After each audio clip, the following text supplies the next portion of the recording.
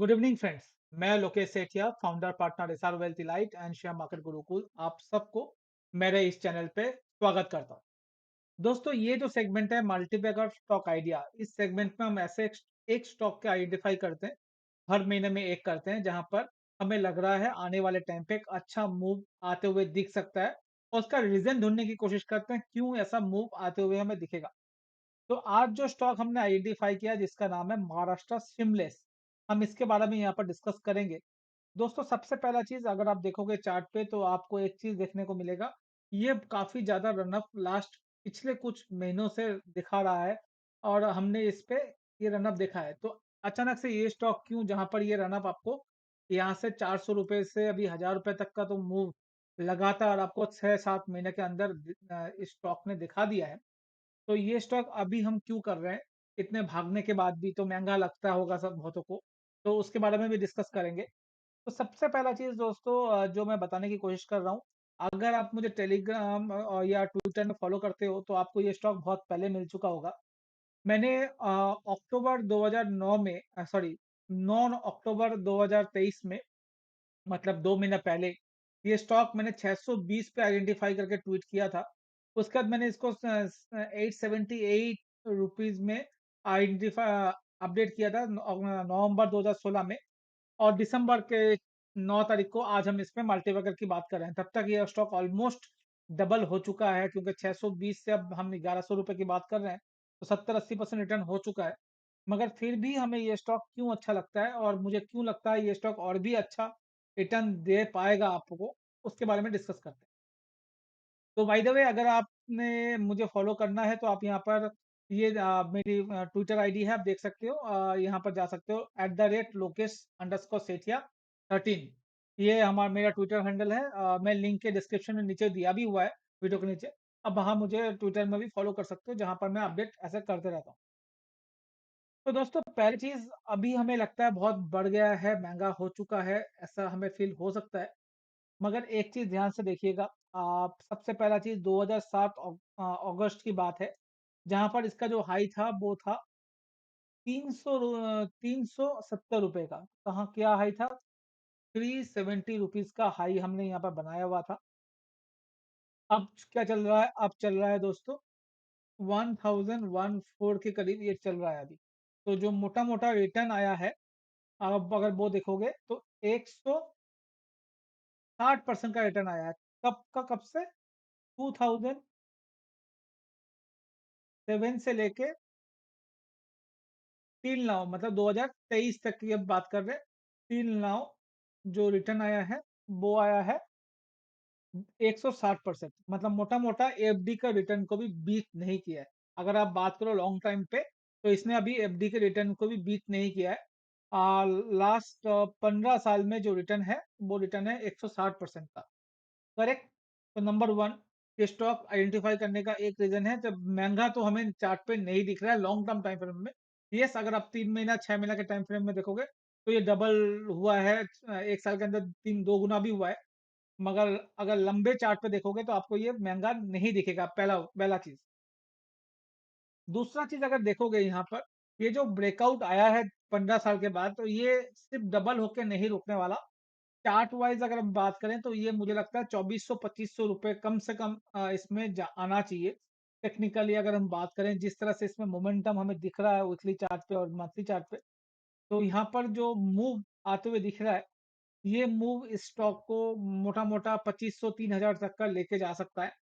इसमें RSI ADX की अगर बात करें तो जबरदस्त यहाँ पर आउट परफॉर्मेंस दिख रहा है, आरएसआई में भी एडीएक्स में भी। तो एवरी जो डाउनफॉल होगा, डिप्स होगा, क्योंकि एक साथ में कभी नहीं बढ़ता। ये अगर आपको 900 में मिले, 1050 में मिले, 1010 में मिले, 850 में मिले, ये लेने की अपॉर्चुनिटी हो सकती है स्टॉक में, बेचने की नहीं। अब लेने की अपॉर्चुनिटी कहाँ से मालूम चलेगा, वो हम बात करेंगे जब इसका फंडामेंटल हम देखेंगे। तो टेक्निकली आपको समझ में आया, जो ज्यादा नहीं बढ़ा हुआ है, मोमेंटम काफी तेज है।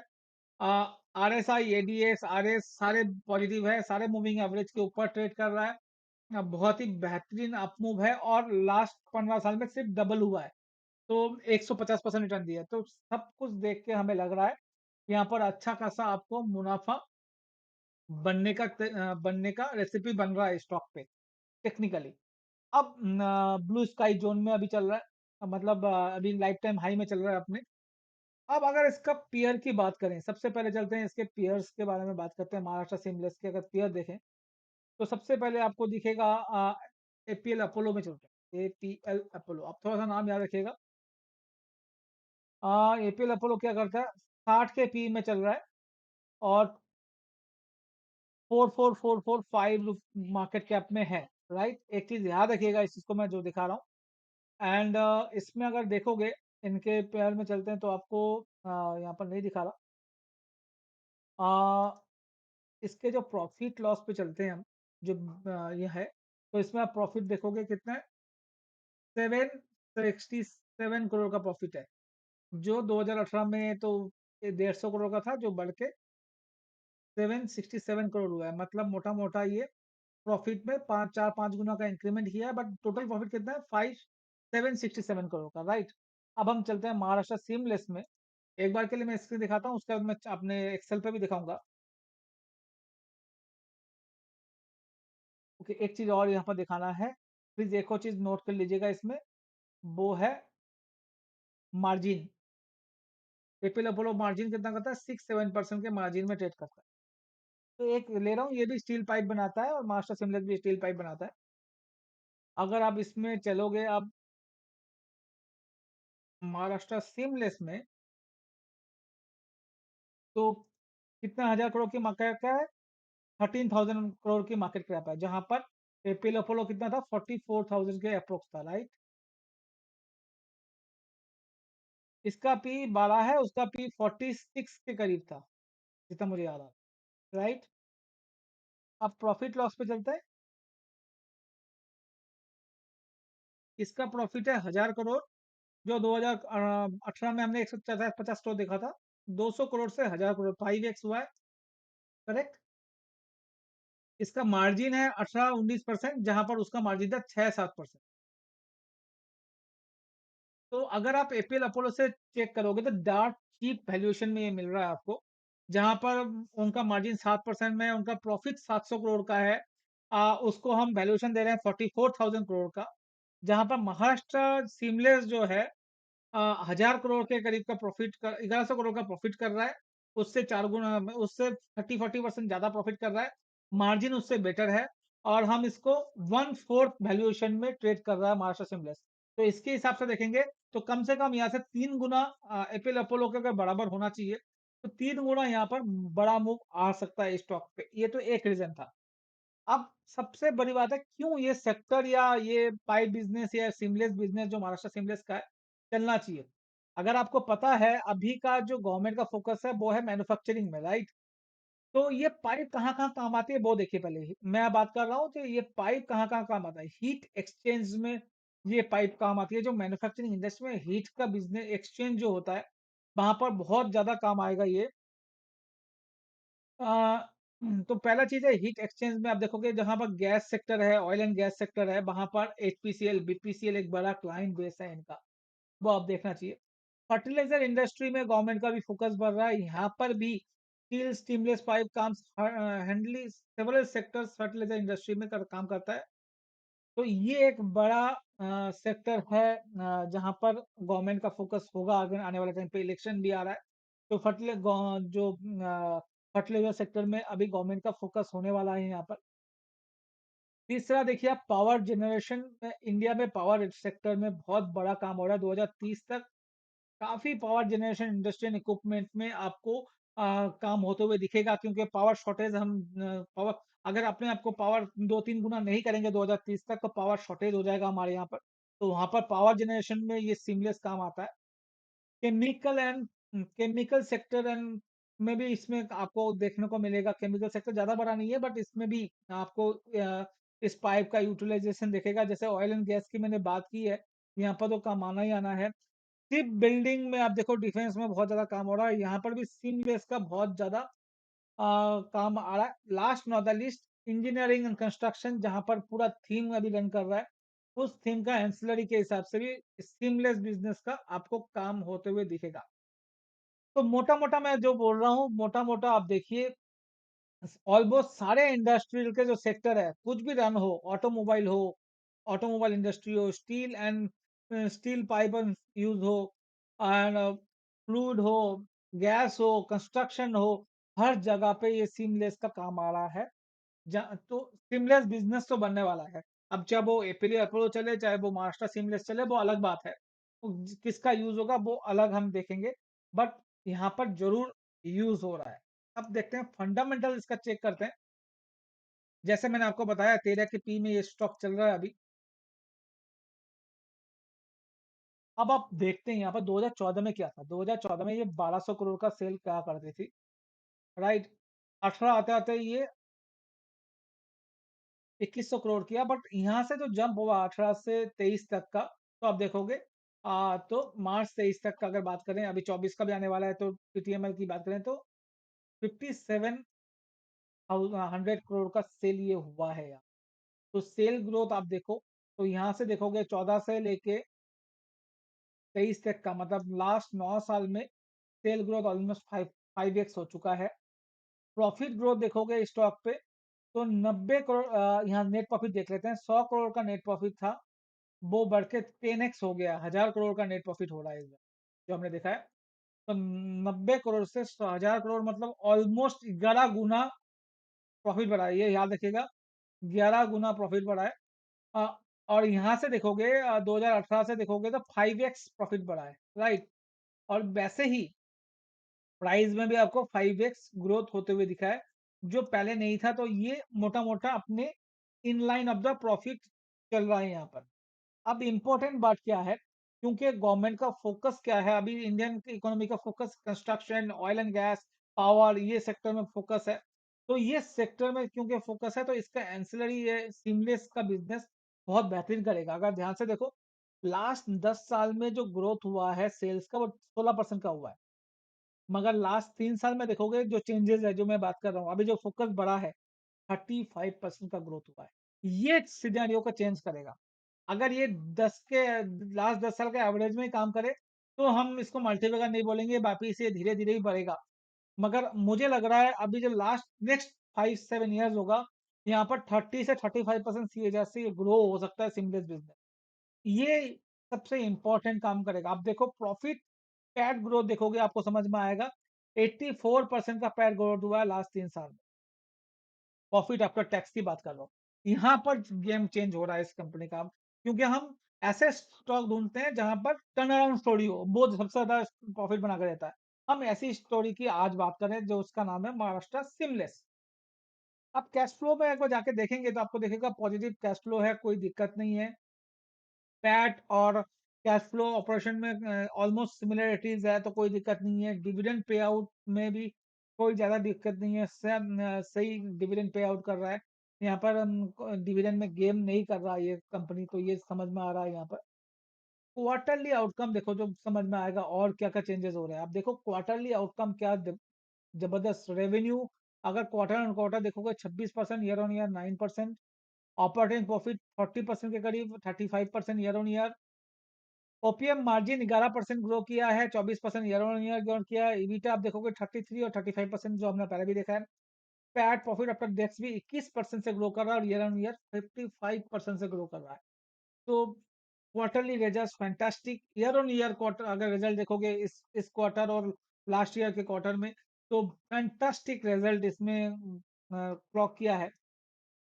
अगर मैं थोड़ा सा कॉमन साइज एनालिसिस में चलता हूँ और बैलेंस शीट एक बार देख लेते हैं, तो बैलेंस शीट में देखोगे इन्होंने एक जबरदस्त काम क्या किया है।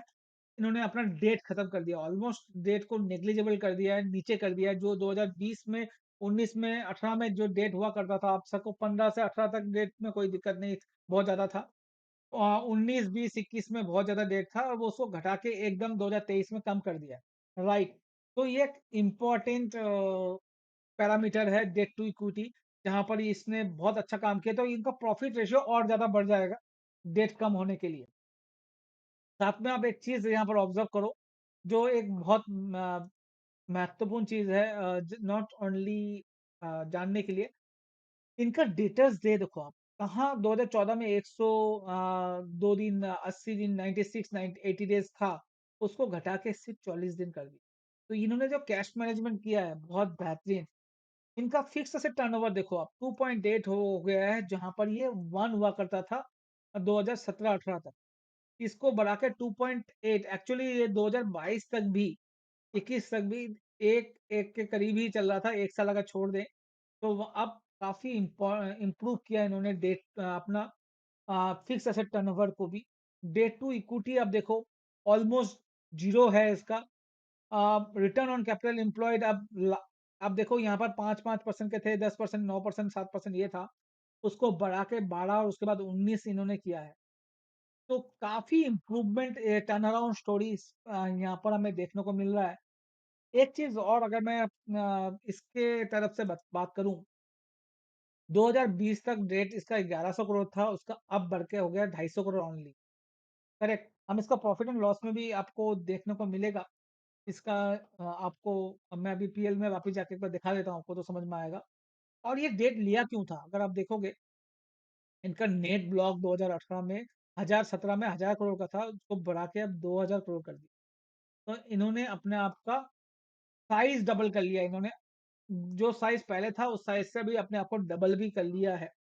तो ये अपने आप को कैपेक्स भी कर रहे हैं। अब आप देखोगे यहाँ पर प्रॉफिट एंड लॉस में जाके देखेंगे, तो आप इंटरेस्ट देखोगे तो आपको समझ में आएगा। ये इंटरेस्ट किसी एक टाइम में 6400 करोड़ दे रहे थे, 64 करोड़ दे रहे थे, जिसको घटा के 22 करोड़ कर दिया। तो ये प्रॉफिटेबिलिटी को 40 करोड़ का एडिशनल प्रॉफिट आपको इस स्टॉक पे आते हुए दिखेगा, बिकॉज ऑफ डेट रिडक्शन।